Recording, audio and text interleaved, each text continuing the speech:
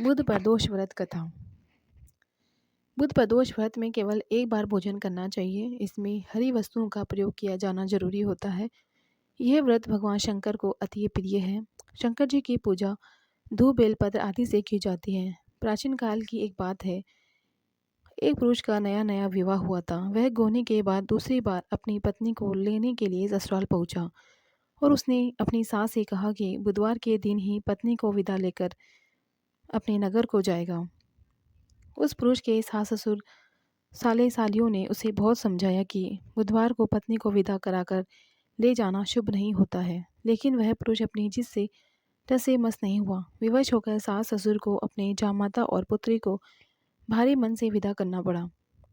पति पत्नी बैलगाड़ी में चले जा रहे थे।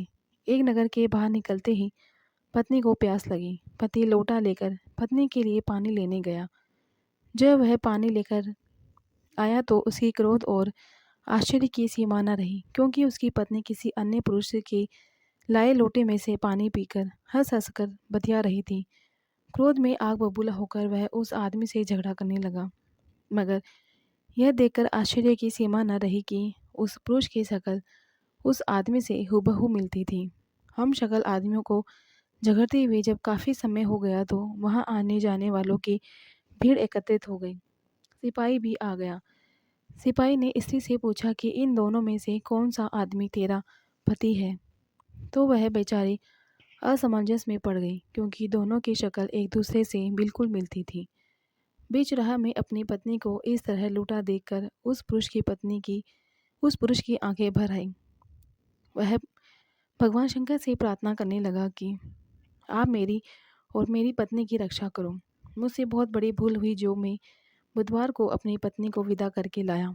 भविष्य में ऐसा अपराध कदापि नहीं करूँगा। उसकी प्रार्थना जैसे ही पूरी हुई कि दूसरा पुरुष अंत ध्यान हो गया और पुरुष सकुशल अपनी पत्नी के साथ अपने घर पहुंच गया। उस दिन के बाद पति पत्नी नियम पूर्वक बुधवार प्रदोष व्रत करने लगे। जानकारी अच्छी लगी हो तो लाइक करें। चैनल पे पहली बार आए हैं, चैनल को सब्सक्राइब करें।